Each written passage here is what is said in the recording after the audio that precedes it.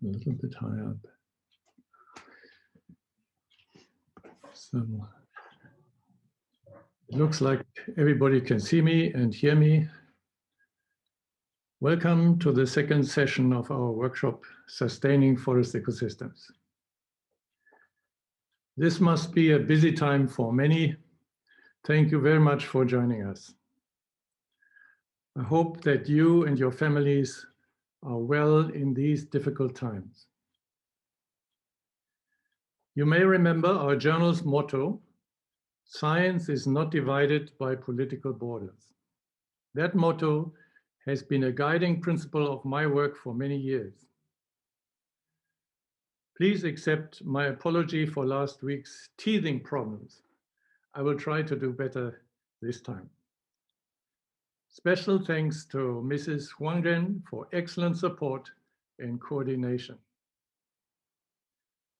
Last week, we discussed two paradigms that together provide a motivation for our research. Perhaps you remember the reference to Hugh Miller-Robb, who had expressed the opinion that the most natural of all human activity, apart from reproduction, is the domestication of nature. Today, we will open our toolbox for sustaining forest ecosystems.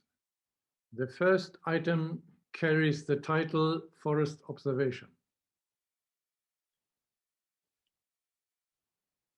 Observation is the active acquisition of information using our senses, instruments, and technology. Observational astronomy provided the evidence for the ancient Indian, Islamic, Chinese, and European astronomers who compiled star catalogs and developed theories of solar system dynamics. Isaac Newton observed the world and the universe around him and tried to explain what he had observed through using mathematics. The telescope has transformed astronomy like laser scanning is transforming traditional forest observation. One objective of observation is to gather accurate and comprehensive information at affordable cost using remote sensing or field sampling. Another objective of observation is to study responses to treatment or to observe a biological system without manipulating it. We just published a special issue on national forest inventories, which was edited by Johannes Breidenbach, Erki Tompo, Ron McRoberts, Clara Anton Fernandez, and Itzia Alberdi. You can use the link here in this slide to get access to the 13 interesting publications of that special issue. Download is free.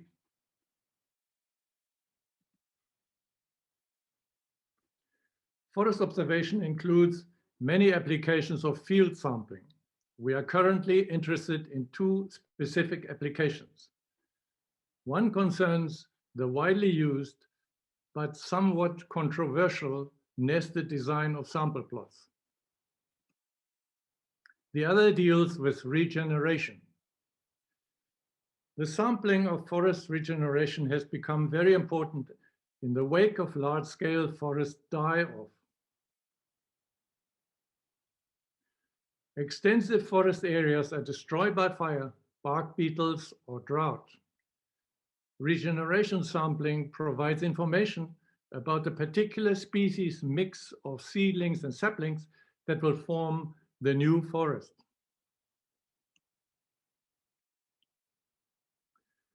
A nested or concentric sampling unit typically consists of a small inner plot in which all trees are measured and the entire plot where only the big trees are considered.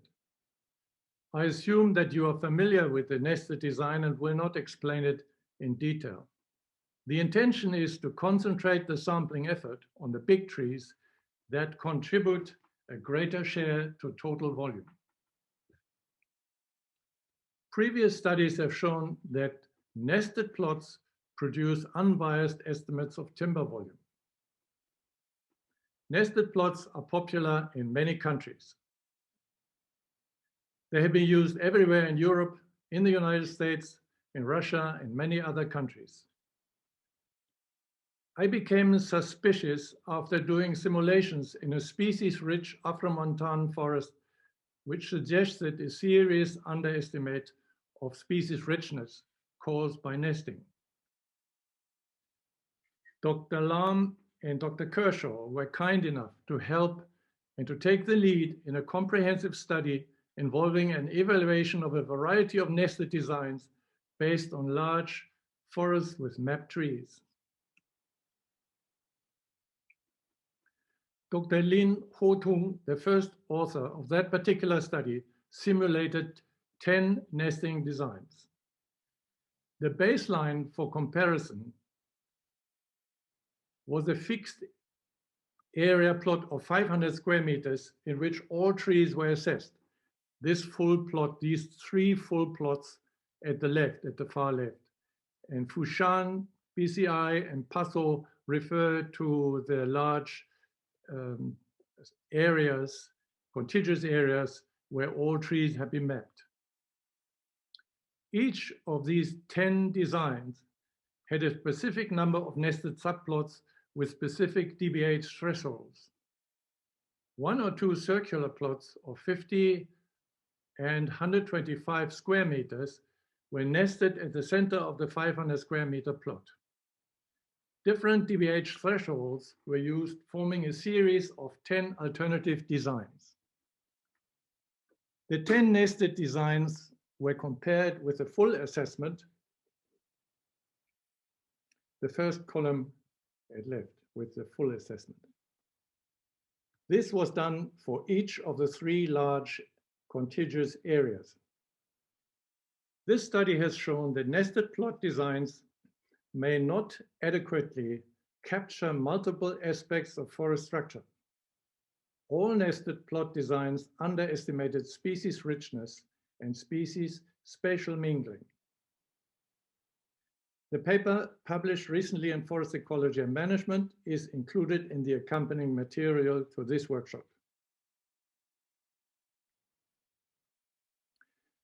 Let's now turn our attention to the second application of forest sampling that may become more and more important in the future. Forest areas destroyed by fire, bark beetle, or drought are increasingly found in different regions of the world. When the tree cover is gone, natural regeneration follows. The new mix of seedlings and saplings may differ considerably from the original tree cover. This uncertainty provides a justification for designing innovative sampling schemes that are effective in assessing the heights, densities, and especially the species distributions of the new population of seedlings and saplings. First, we need a practical method of field assessment. More than 20 years ago, Dr. Kai Staupendahl proposed a circular plot of 10 square meters for sampling tree seedlings and saplings. Kai used a measuring stick with 3 height markings for assessing sapling heights.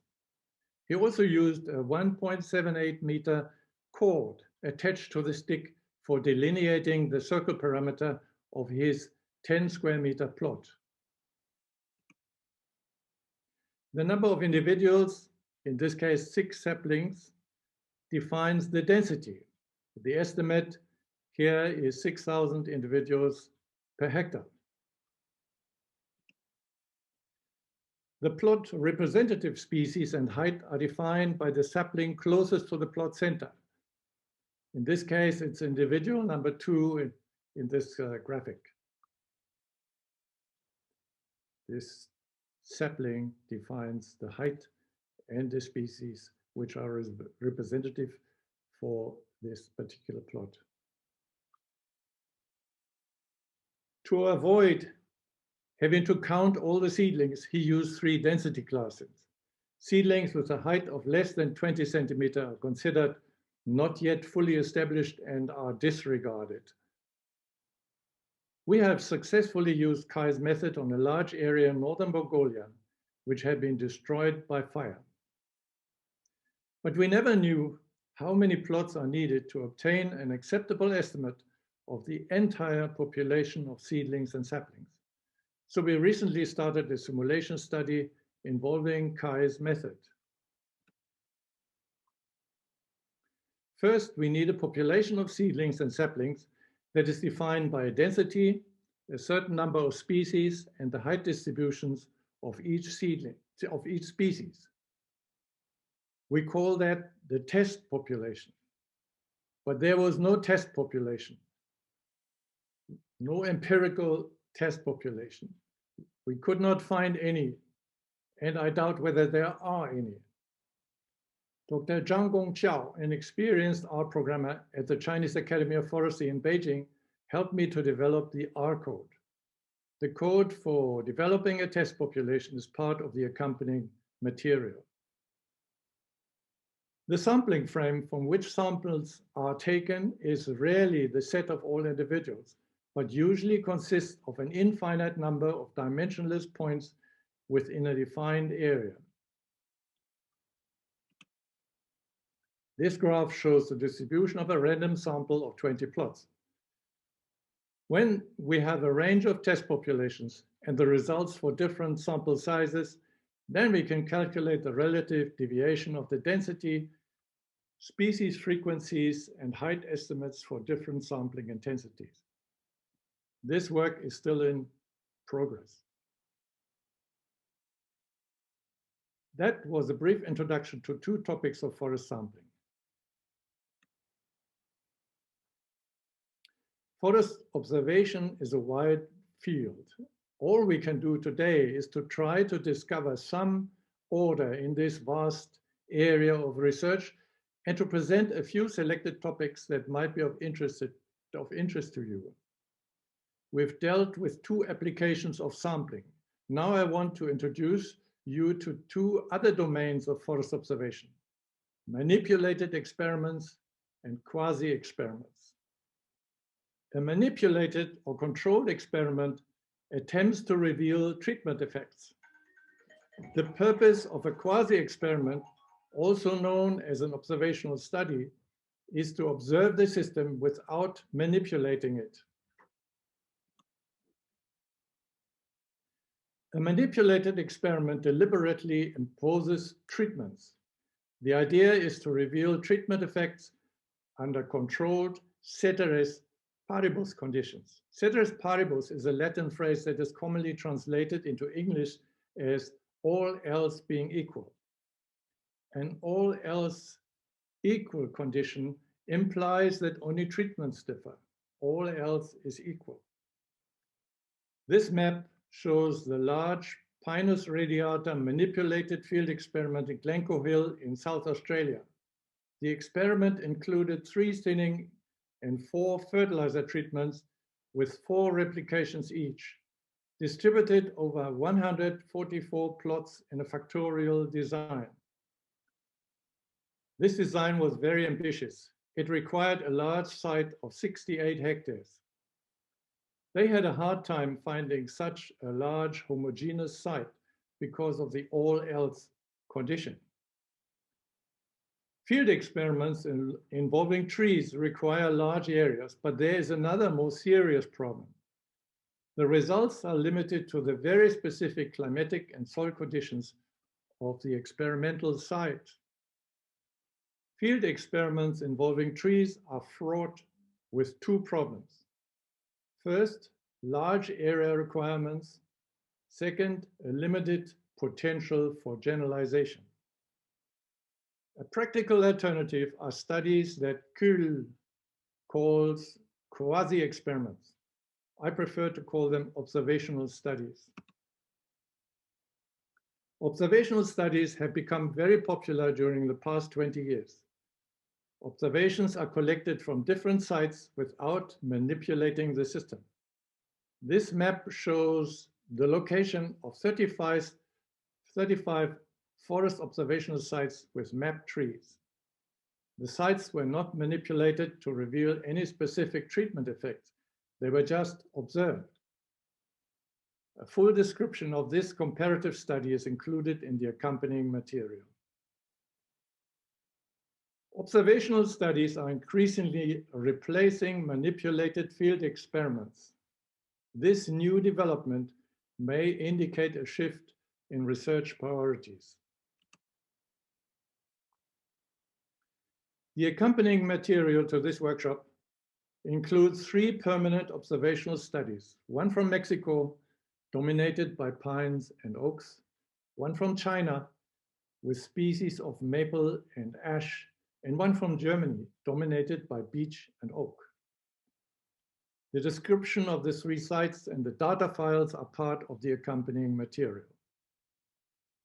We will use these data in subsequent sessions. Forest observational studies have been around for a long time, but it's only recently that the scientific community is beginning to realize their great significance. This table shows the data of a field plot that was established in northern Germany in 1890, 130 years ago. This page shows the site description. The page at right lists the details for each individual numbered trees. This plot has been remeasured continuously until today. It bears witness to an incredible perseverance. The responsible staff remeasured every 5 years, even during times of war. The design of these early plots is simple, but they provide unique evidence of climate change and pollution effects. Continuous, uninterrupted observation is indispensable for estimating the response of an ecosystem to plant invasion, human disturbance, and climate change. Trees are long-living organisms requiring long periods of observation. There are no shortcuts. A number of new forest observation networks were established more recently.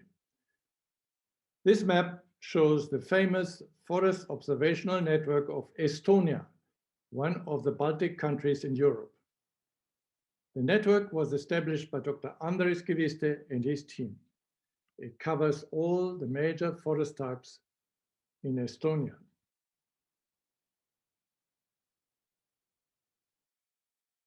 Andres pointing at a particular tree with his finger. I've measured trees in his plots with him and his wife. It was a real experience. Very accurate data and excellent data for research. Another example of a countrywide observational infrastructure is the network maintained by Dr. Javier Corral Rivas and his team in Durango, Mexico. The network covers almost all of the forest ecosystems of Mexico. Several teams are constantly in the field, measuring and remeasuring, keeping the huge database up to date and publishing results that are crucial to the understanding of forest dynamics. You see, this is Javier Corral, and here is his team of people. Lupita, Jaime, Carlos, and so on. During the past 20 years, a large forest observational infrastructure was developed in China by Professor Zhao Xiuhai and his group. Dr. Zhao is the man holding the rod at the right of this picture. The network includes the deciduous forests of the northeast, the pine oak forests of the north, the Abies Pizia mountain forest extending from Sichuan to Xinjiang province, and the tropical forests of the southeast. An extensive array of studies based on this observational infrastructure has been published in leading international journals. Estonia, Mexico, and China are marvelous initiatives that rely on the determination of individual scientists but there is no guarantee that these networks will survive when the funding dries up or when the network champion retires. India is a subcontinent that includes virtually all the major climate zones of the world. Continuous observation of the effects of climate change on the different vegetation types will therefore be of great interest to the international scientific community. I've been invited to India a number of times. In 2011, we started with a small tree map plot with students at the Institute of Wood Science and Technology in Bangalore. We established several plots in Kailana near Jodhpur in Rajasthan, and one in the Gibbons Reserve in Assam.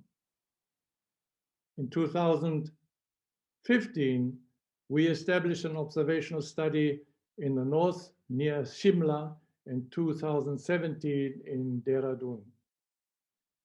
I was grateful for the opportunity to work in collaboration with highly skilled Indian scientists in a great variety of forests.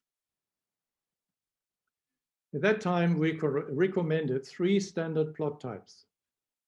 First, a small circular plot for assessing gradients within a large landscape. This is much more effective than using a big contiguous area. A standard 1 hectare plot to facilitate comparison with other regions of the world where such 1 hectare plots are being used. We also recommended a big 4 hectare plot to assess effects of scale on competition and diversity. Plots bigger than 4 hectare were not recommended due to large accumulating errors. The rectangular plots were subdivided into quadrats to facilitate orientation in the bush. We followed a recommendation from Rick Condit at that time. The need for information is endless. It is useful, therefore, to define the minimum requirements. We recommended 5 basic measurements: the diameter and height of each individual tree, the tree coordinates, and most importantly, the correct species. These 5 parameters are sufficient to describe a great variety of physical and biological structures and their effects on the capacity of a system to capture carbon dioxide, to produce biomass, and to adapt to varying climatic conditions. Correct species identification is crucial, but experienced field botanists are scarce. A combination of remote sensing for assessing the physical properties of trees and machine learning for species identification may eventually replace the costly and error-prone manual assessment. Examples of elaborate installations are roofed experiments, soil and root studies, and canopy crane sites for assessing wind speeds, air humidity, and temperature.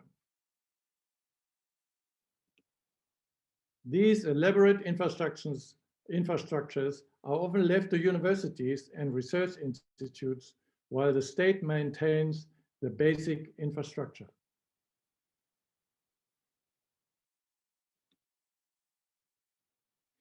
An observational study with mapped trees is essential for analyzing forest density, structure, and diversity. We can estimate maximum forest density, which has a great effect on biomass stocks and carbon sequestration. We can estimate species area relations and analyze species abundance distributions and a range of ways to measure forest structure and biological diversity. Details will be presented during subsequent sessions for each of the 3 plots that are part of the accompanying material. Many countries have advanced national forest inventories based on remote sensing and temporary field plots. The purpose of a national forest inventory is to gather information about the geographical distribution of a resource. The purpose of forest observation is to understand ecosystem dynamics, to understand the effects of plant invasion and human disturbance, and the response to changes in the climate. Recognizing these fundamental differences is essential when we want to integrate the sampling schemes of a national inventory with a permanent observational infrastructure. This graphic explains a proposal that came up in discussion with Indian scientists. What about maintaining some of the temporary plots within the grid of a national inventory as permanent observational study areas? The big red circles, this big circle.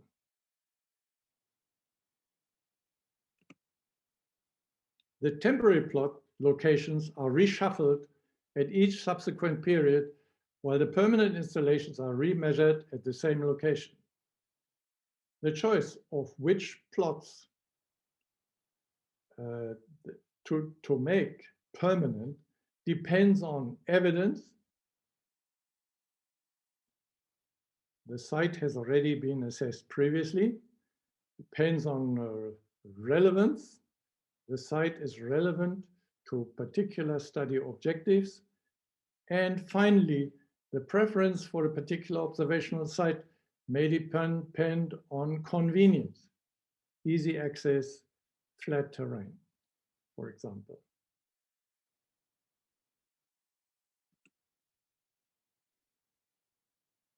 Today's topic is forest observation. One objective of observation is to gather accurate and comprehensive information at affordable cost using remote sensing or field sampling. Another objective of observation is to study the response to treatment or to observe the biological system without manipulating it.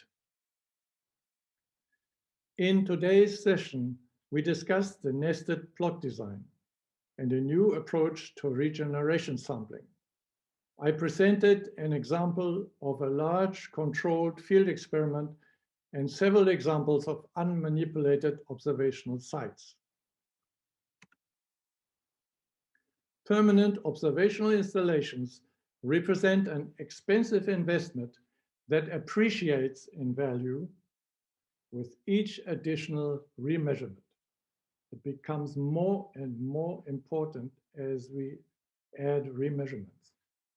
It takes much time to convince politicians and administrators of this obvious fact. A special legal protection, for example, by Act of Parliament, will ensure that a national asset like a permanent forest monitoring site cannot be abandoned at will after a change of staff or government, a change of government, for example.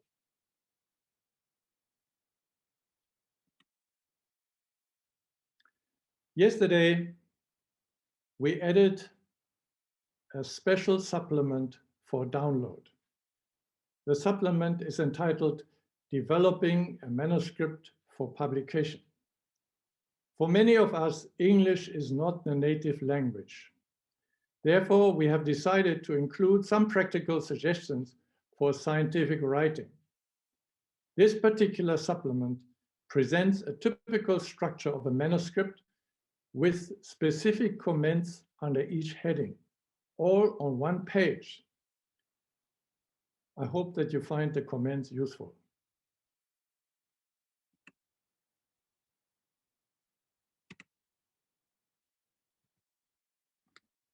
It doesn't want to page.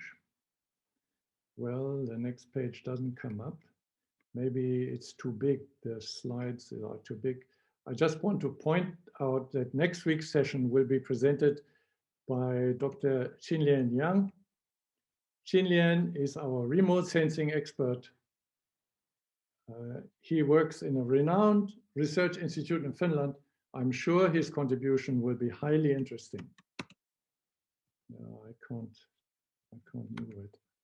I wanted to show a last picture of a forest scene from Durango, Mexico. 2 cows resting in the shade in their favorite habitat, a highly diverse and productive forest ecosystem that has provided livelihood for generations of humans. We will publish the narrated version of this presentation as accompanying material tomorrow, or at least within this week, and then you will see all the slides, including the two last ones. Thank you very much for listening. Stop share. Okay, good. Stop share.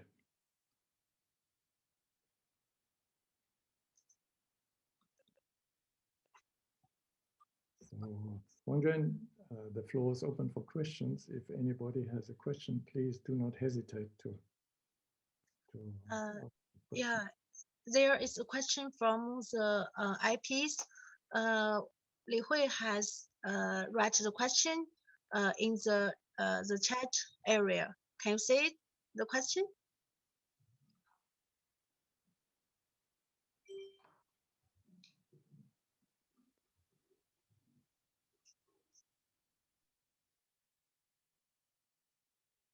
I can see Achtung. Okay, I'm waiting for the question. Mm-hmm. There's one question from the audience. Sorry. Okay. Go ahead, please. John. Mm-hmm. Okay. Let me ask first. Thank you for your presentation, Professor Gado. I was wondering if some national sample plots can be used as observational studies. I mean, in recent years, Turkish Forestry Service has installed some permanent sample plots throughout the country at 3 kilometers at 3 kilometers intervals. So can they be used as observational plots or observational studies? Can you describe the plot size, and can you briefly describe, your name is John Vatandashlar. Yeah. Can you briefly describe the plot dimensions and the layout of the plot? It's a nested plot, as you mentioned. There are three sizes. The minimal size is about 2 meter radius, and the medium size at about 10 or 11 meter radius with circular plots, and the maximum size about 30 meters. It's a nested design, you know. Thank you. Thank you. Well, to discuss it in so briefly without seeing the facilities in the field is difficult, but I could imagine that if these plots are permanent installations, John, are they permanent or temporary? Yeah, permanent, yeah. Permanent. If they are permanent installations, then maybe one recommendation would be to increase the size. Are they 500 square meter? 500? Sorry? What is the radius of the plot? Of the radius, big plot? The biggest one about 30 meter radius. 30 the radius meter. or the diameter? Mm-hmm. Yeah. What you could do is, you know, if in very difficult terrain, it is useful to have rectangular plots and bigger ones. The standard size is 1 hectare, subdivided into 20 by 20 meter quadrats for easy orientation, and that you can, these plots are very flexible to adapt in dense bush, for example. Yeah. I think this is a lot of detail, but some of the plots in your grid, in your national grid, you could select based on the 3 criteria that I mentioned, convenience, relevance, and what was the other one? Relevance and thematic relevance. Right? You could select and make them bigger and convert them to observational study areas. Yeah. we will measure these plots at 5 years interval with 5 years periods, you know. Is it sufficient? Yeah, it's better than every year because you have a fluctuation of climatic, you have large climatic variation. So every 5 years is better than each year. Okay, thank you for the information, Professor Gado. Thank you, John.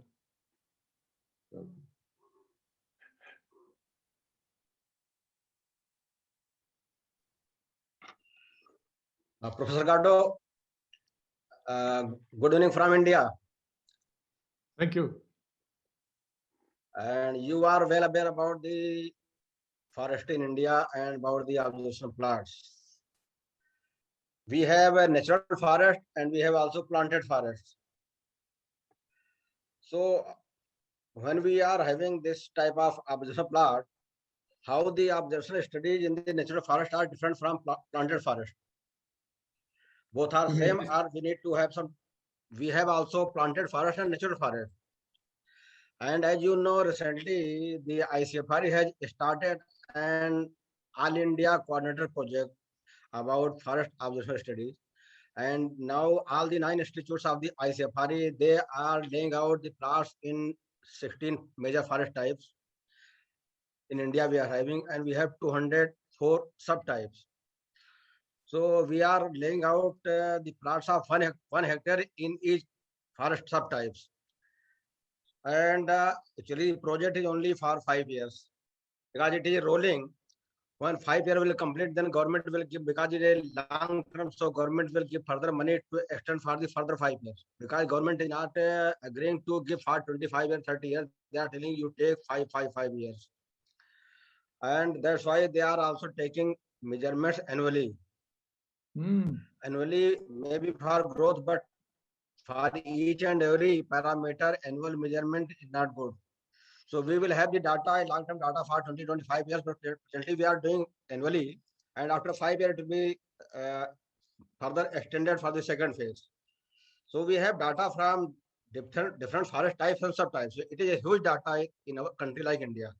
So one thing is because you told how to lay out, so your methodology was told to all the scientists in ICFR, and they have laid out as per your methodology. Problem they will face about the data analysis. When they are having the huge data, then because they are not well versed, it will be difficult for them. So what will be your suggestion? And they have also plots in the planted forest and natural forest. So whether they should analyze separately or they should merge whole data in one data set. Ultimately, we will require your help. So kindly suggest how to go ahead.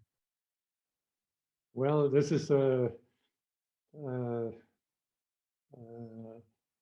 thing that we have to discuss in detail.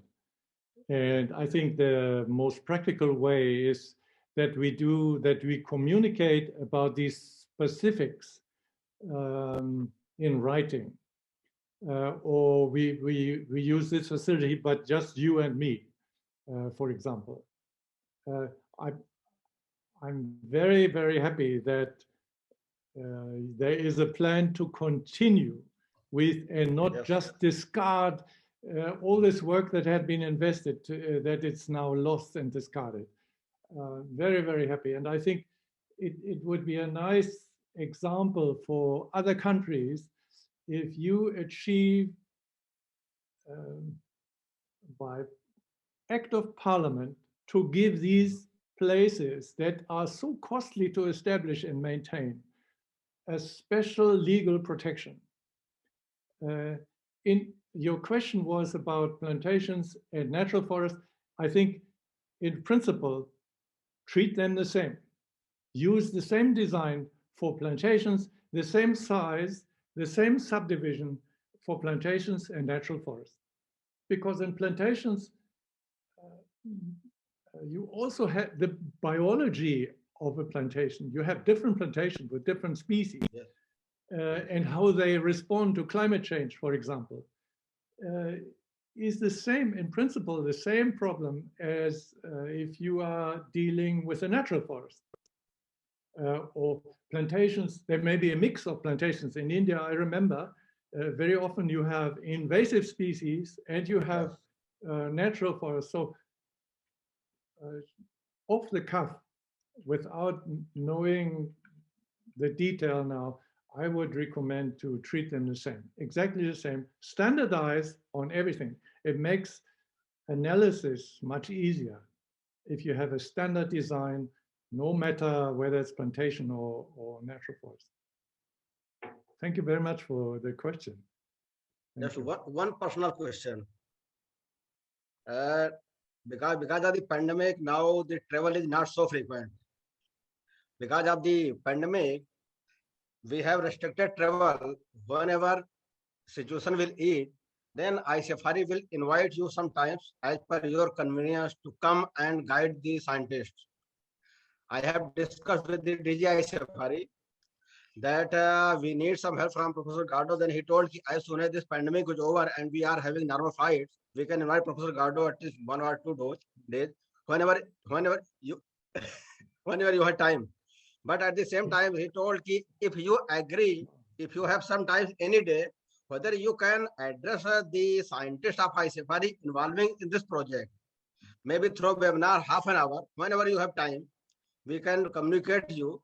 And if you agree, then it is up to you. Whenever you give at least 30 minutes or 45 minutes to address the scientists of different iSafari institute, to tell them something in brief so that they can feel easy and they can do much better. Oh, you mean remote? Yeah. We can talk about that afterwards. Okay, good. Thank you very much for your confidence. But we have both, you and I, we have invested much time in this topic, and we like to see it, both you and I like to see it being continued, yes. Yeah, now it is started, so no problem. It will continue. It has been started. Let's give the other guys a chance. Thank you very much for your question.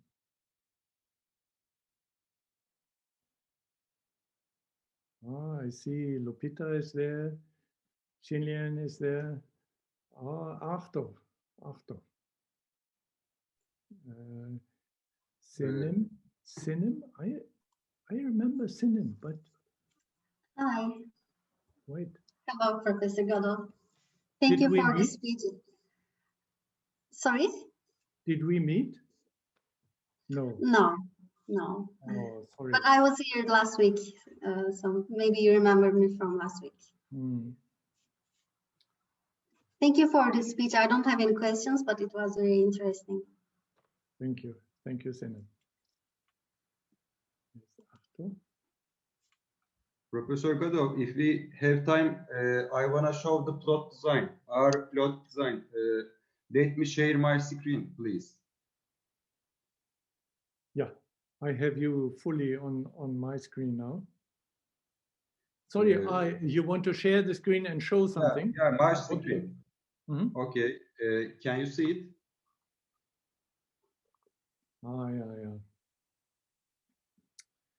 Yeah. Could you see it? You see, these plots have been developed. I don't want to use derogatory terminology now. I must be careful what I say. Unbiased estimates for volume. But timber volume was the primary target variable when I started as a scientist, when I started my career as a scientist. Very effective for estimating basal areas and timber volume. Because of the problems associated with the bias, with the underestimate of species, these plots are still probably quite acceptable in the boreal forest, but certainly not in tropical areas, in areas with many species. I'm not sure the Artvin area is a very species-rich environment, no? In fact, this is not for Artvin, for entire Turkey. Yeah. Well, you have to stick, once you decide on the design, you have to stick, you can't change it so easily. That is not possible. But I would recommend to do away with the nested design for some plots and measure all the trees in those. And use at least 1/10 of a hectare, which is, what is the radius? 17.84 meter radius. 17.8 meter. That is a good standard for circular plots. Or you can also replace this plot with a rectangular one, which is very useful in dense bush, subdivided into quadrats, which is very useful in dense bush. But it's hard to install on the ground. Sorry, come again? Rectangular plots, they are hard to install on the ground. Well, it's always hard work, but it depends on your objective. If you find them useful, if you find them, the advantage of a rectangular plot is if subdivided into 20 by 20 meter quadrats, is that you can extend and adjust the plot. If you have more funds or more manpower, you can enlarge it. It's a marvelous design for a permanent installation. The circular plot is better if you want to cover large areas, landscapes, for example. Then the circular plot is more useful than a contiguous area. You know, contiguous means not interrupted area. It's in one piece. Let's discuss it personally. Okay. Or do you have another particular question to this one? No, not now. Thank you. I think it will give you, the problem is always biology has become more and more important in the science of forest ecology, biology of the community, not the physical. The physical properties like diameter distribution, diameter height relations are still important, but we know how to do that. But we need to start thinking about how to assess the biology correctly. And artificial intelligence, for example, would help us a lot because field botanists are very scarce resource. They are very scarce resource. And the biology will determine how adaptive a system is to changes, to climate change. You can also, if you focus not on the diameters, but on the species, you can see the invasiveness, you know, plant invasion you can follow. And how successful, I remember your last question was about popular, how successful the poplars are. When do they die out or related with the climate? Well, thank you. A very important question. Dear Gado, can you hear me? Hello, Li Hui. Hello. We have one question from audience. Dear Gado, how we can easily know about the man-made forest in which we can observe about climatic change activity? Man-made forest, for example, that would be eucalyptus plantation, it would be a Cunninghamia plantation. China has a very, very large area of man-made forests. And I think that depends a lot on the degree of detail. You might need climatologists, you might need people who are familiar with dendrochronology, but observational sites, permanent observational sites that I discussed in this presentation are very, very helpful, because it is a place where different scientists come together. You know, it's like a flagship site which will eventually attract more and more scientists, soil scientists, for example, people who are familiar with climate measurements and, well, a very detailed assessment. So there is no shortcut, it is just a matter of observing and re-observing and measuring and measuring and measuring. But the degree of detail depends on the resources that are available. And I think if you have sites of a good size, plots of a good size, where different disciplines, scientific disciplines, can congregate and exchange their ideas and work together, that is the way to know more about.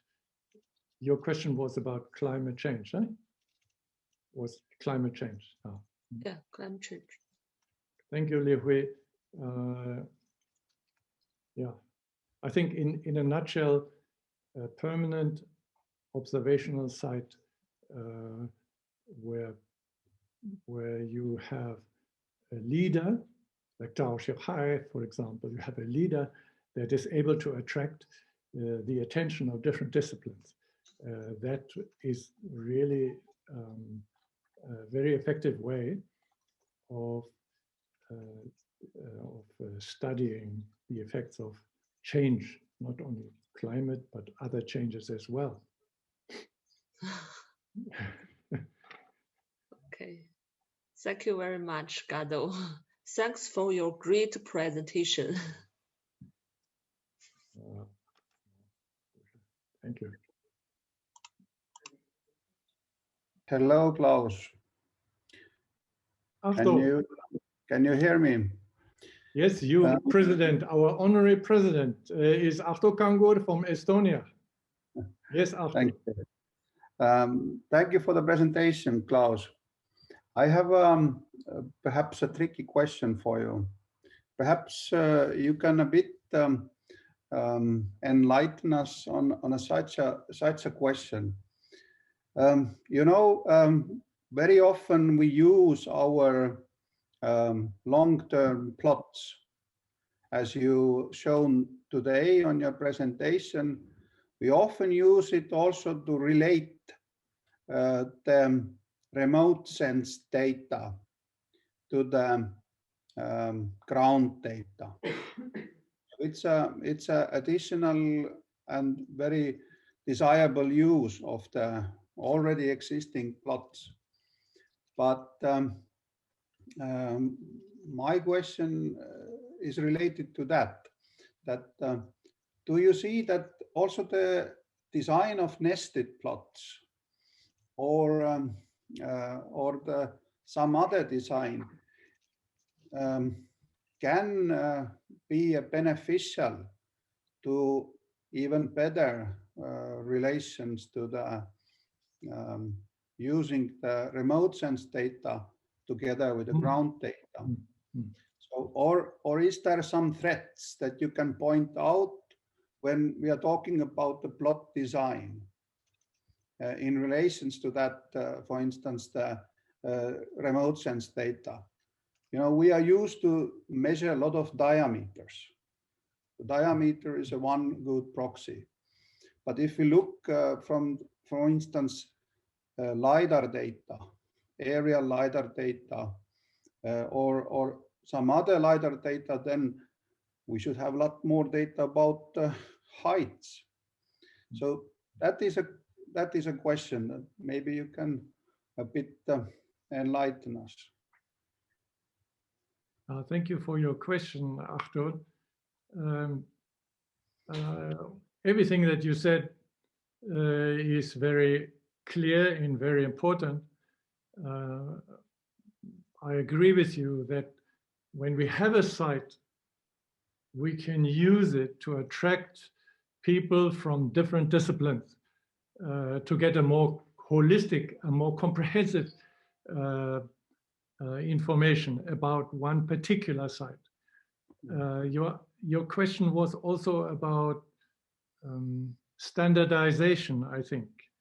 Remote sensing, I can't say anything because that will be dealt by a specialist, and I don't know enough about remote sensing technology. Next week will be very interesting presentation by Xin Lian. But standardization helps us to compare ecosystems. And even if you think back on last week's presentation about how to classify vegetation,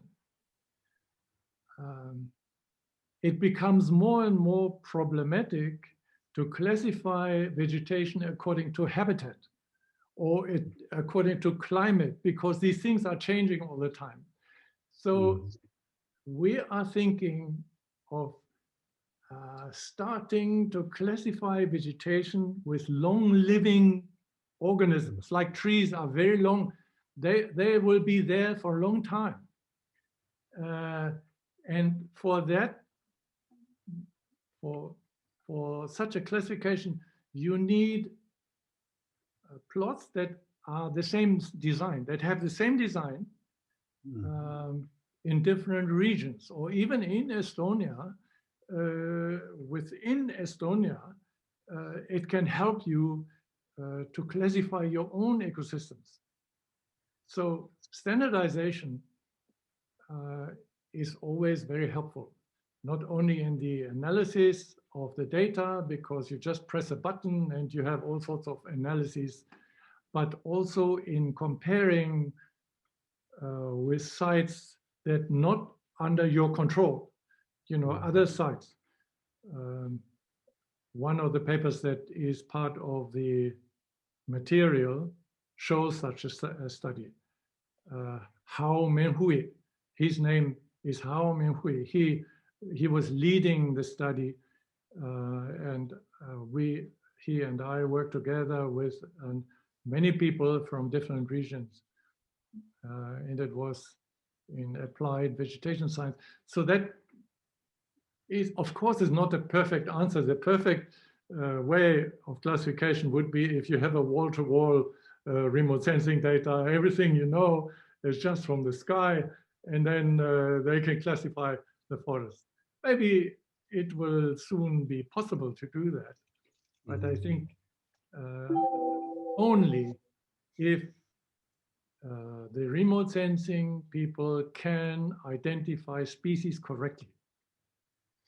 If species identification is possible. For you know, this new app, I shouldn't talk so much, but the new app, Picture This. Have you seen it? Yeah. It's a new app, Picture This.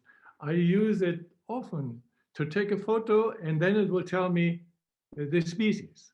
It's a marvelous tool, but of course, they have specialized in gardens, in people's gardens. So I think something like that would be very nice to combine with remote sensing. But that needs a lot of work, and I'm not sure if the state can do this. This is something for private industry and companies that do such things. I hope I answered your question, Ahto. Yes, thank you, Klaus. It is a difficult issue because you know, the permanent plots, they are permanent, called with a reason. So it means that they will stay there with a longer time than some researchers on the site. So so this is for sure a clear thing, and but still the question, like you said, the standardization is one clear way to go. I agree fully. Thank you.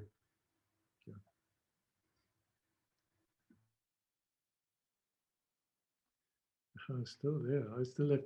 Can I have Professor Gado, can you hear me? Hello. I'm Hogan Nick. I know. Oh, Wait. Korea. I know you. Yeah. Thank you very much for your wonderful presentation. Was ist sein Name? Weiß ich jetzt im Moment nicht. I know him. Yeah, he's here, yes. Okay. Lee from Seoul. From Seoul. Yeah. Lee Woo-kyun. Yeah. Lee Woo-kyun. Yes. From Seoul, Korea. Oh, yeah. This is Yeah, long time no see. Lee It's from great. South Korea. Yeah. We have done a lot of work together, but many, many years ago. You look the same, but I still didn't recognize you. Yeah, you look very good also. Thank you very much. Thank you very much. And thank you, Dr. Lee, for inviting me this good, the wonderful presentation. Hi, hello. Hello. So nice to see you again. Nice to meet you. Yeah. It's very good. These days I'm working for classifying the forests with the high spectral, the satellite imagery. Hyperspectral. Yeah, hyperspectral satellite imagery, or fine scale with the drone system. And I'll send you the listen works with email, and we can discuss later. Okay. Very good, yeah. Thank you very much for your question. I am very, very happy to see you again. Thank you very much. Thank you. Please give regards to your family. Thank you very much. Thank you.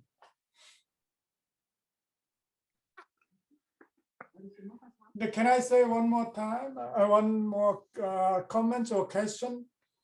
These days in Korea, it is very critical issues for classifying forests, for the boundary among forests, the land agricultural area, and grassland and wetland on the LULUCF for the mechanism for estimating carbon sink amount.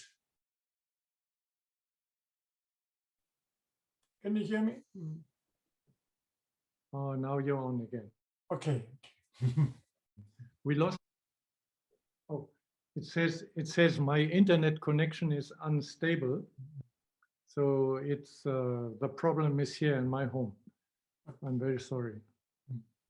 I'll email you all for our current issues for estimating greenhouse gases, the sequestration in forest area in Korea. Yeah. Thank you. Thank you.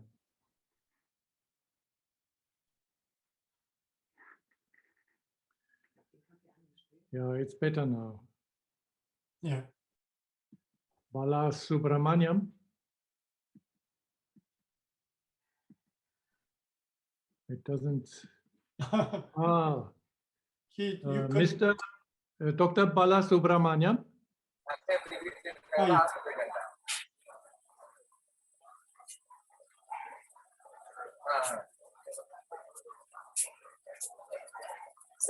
I cannot hear you. I cannot hear you.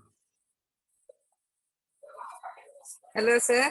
Hello, sir. Is that Madam Remadevi? Am I audible? Hello, Madam. Yes, sir. Yes. Very inspiring talk, sir. We are really inspired to continue the research. And only thing, some more we are getting some more doubts on how to really use the permanent precipitation plot data for elucidating the climatic changes. That's what I am thinking now. Oh. So we have to really plan the experiments in such a way how we will really quantify or understand the climatic changes in the plots. especially with reference to carbon sequestration. So we do study the carbon in the soil also, and we take from a depth of around more than 1 feet.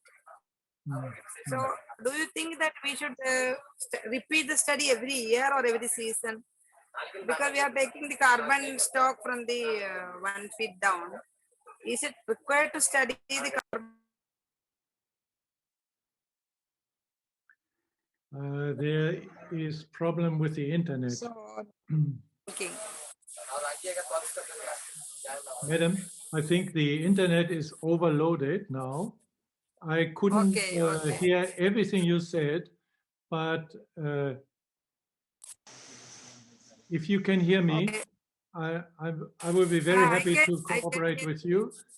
I'm still very keen on research, and you have wonderful data at EMPRI.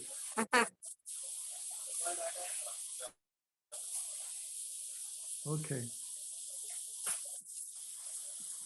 Nice presentation, sir. Thank you. Thank you, madam. We'll discuss further again in mails. Regards to your husband. Thank you. Thank you so much. Regards to my dear wife also. Mr. Gado. Yeah. Nice. I need some inputs on I need some inputs on the RFID tags. How useful are RFID tags? Oh yes, that is a very important question. RFID are devices that are similar to when you go in the supermarket, and you chip, chip, chip. So they store information about a particular plot, including many other things. And they have been around for many years but not really being used on a large scale, except I think in the United States, they have more experience with that. I think that is the way to go in the future. And there are devices that you can test out. You can buy different. And when I was in India, I recommended several devices, and they are not so costly, but they need to be within a little shell to protect them from weather conditions. I think it's a wonderful way. Thank you very much for that question. It's the way we need to go to mark the plot coordinates, at least the southwestern corner of a permanent installation. Of course, there are chips to mark each individual tree also, but the first thing to do is, I think, to mark your observational site. But Professor Gado, we used this RFID in Simla. Ah, good. As per the order of the National Green Tribunal and the Honorable High Court, they told that Director HFRI is the nodal officer and he should do something. Then we organized and we have demonstrated. But in hilly area, we had some problem with the RFID. Because of the slopes and the altitudes, we could not get much success on getting signal. That is that problem we are facing when we are using in hill areas. Very good idea.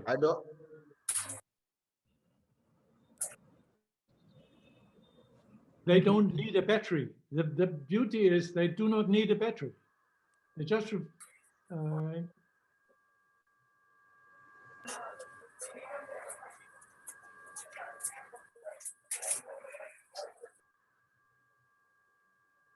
okay, the Mexicans, I can see one or two from Mexico. Lupita. Hi, hello. Hi, Lupita. Hi.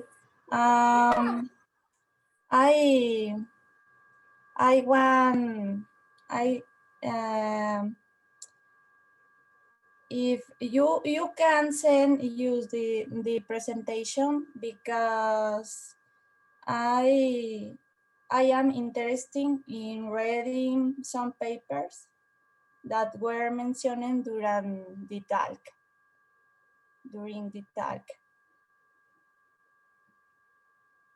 Bien, thank you. Dime en español, no te entiendo. ¿Puedes enviarnos la presentación? Gracias. Thank you, thank you.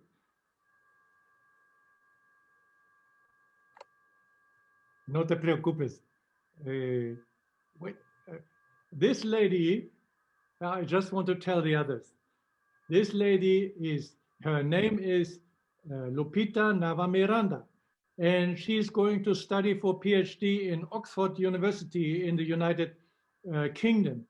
And she is the one who maintains the database in the Mexican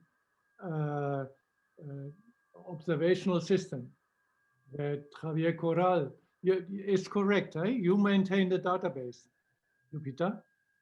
Yes. Yes, Klaus, it is correct. Lupita is our master in database in our data set. Yes. And congratulations for your presentation. I really enjoy it. And I am also happy that you show some examples from our plots in Mexico. Thank you, Javier. I was particularly nervous because of the few technical problems last time that I wasted your time. And I'm very sorry for that, but it gives you, if everything is not absolutely perfect, it's sometimes a good thing because it gives you energy to do better. Yes, but this time it was everything fine. Don't worry about that. Okay, Gado. I think maybe it's time to finish this session.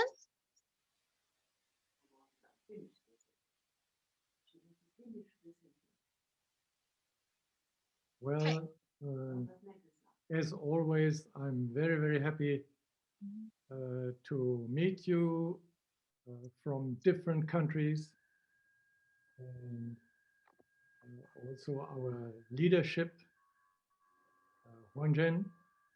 Thank you very much for coordinating all this. Thank you for your questions. And next week's presentation will be from Dr. Liang Xinlian. I will put him, is he there? I wanted to put him bigger, to make him bigger. Can you make Xinlian bigger? Yes, Sorry, I can't. I can see him big now. Xinlian, yeah. Good luck for next week. I will attend anyway, we will see each other next week. Okay. Well, bye-bye. See you all next week and afterwards. Ciao, ciao. Thank you all. Have a good week. Thank you. Thank you. Ciao. Thank you. Bye.